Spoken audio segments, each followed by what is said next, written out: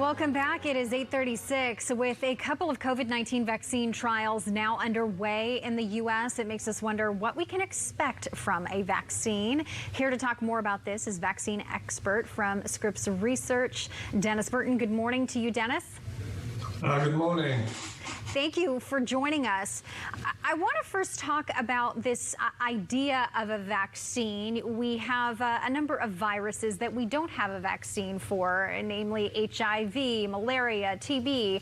What is your thought on being able to create a vaccine for COVID-19, and how hopeful are you that it would come by the end of this year? Yeah, I mean, the first part there, I think this virus is not as complicated as HIV, for example, which has all sorts of unusual features that make it really, really difficult. I don't think that COVID-19 is in that category. Having said that, you know, it's a new pathogen, and with any new pathogen, you know, nature can throw up various surprises, so we have to be very careful about predictions. But I think that from the data we've seen to date, from some of the very early trials, they look quite promising. And I think that probably it's reasonable to be cautiously optimistic at this time that we're going to have something that is going to work in the not too distant future.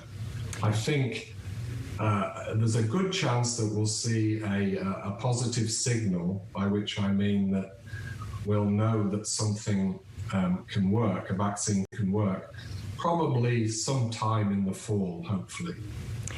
And with some, you know, vaccines that we get, for instance, our flu vaccines, our flu shots, it's one of those things where we take them every year because there's different strains and we know viruses mutate. What type of a virus is COVID-19? I mean, are we looking at a vaccine that is going to be needed to be administered every season, or is it something that we get once and we're covered? What are your thoughts on that?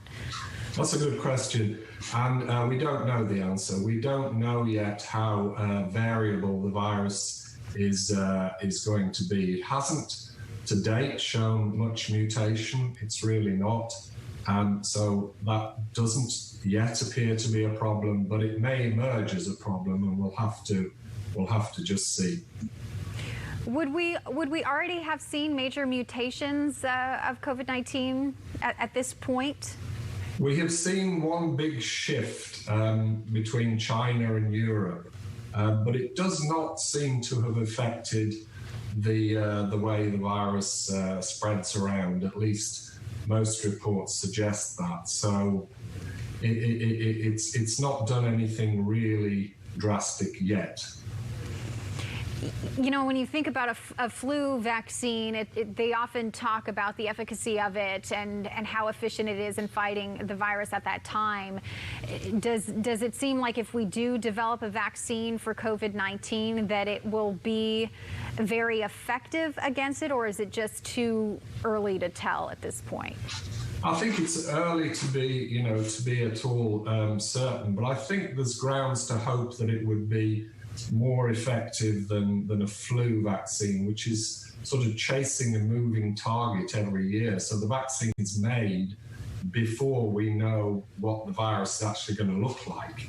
And so you're relying on, you know, models and predictions.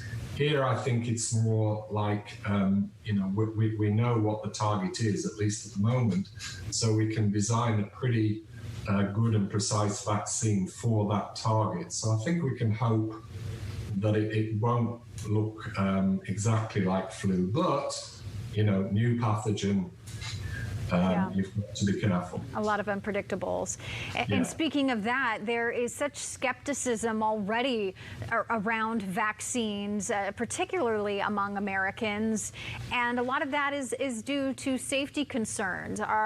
Are you concerned about the safety of this vaccine once it's developed, especially in light of the fact that it's been developed so quickly? No, I think that the vaccine will not be, any vaccine will not be allowed to go forward unless it's clearly being demonstrated to be safe as one could be I mean, it's done on a small scale first and then a larger number of people before it's released to a really large number of people. I mean, one of the skepticisms that's prevalent about vaccines is the autism concern, which, you know, is completely debunked. I mean, it was suggested by an English doctor, and his results were falsified, and there is no connection between vaccination and autism. Yeah, and unfortunately, there's still a lot of people out there who choose not to be vaccinated. Do you think that Americans will embrace this vaccine once it is offered? And do you think it could have us get back to normal? I mean, is this sort of the saving grace that we need? I think they will. I mean, I think that people understand that, you know, vaccines do prevent disease, and eventually enough people will come around. I mean, there are some incredible figures about vaccination that maybe people don't appreciate, but in the 20th century, something like 300 million people worldwide died of smallpox.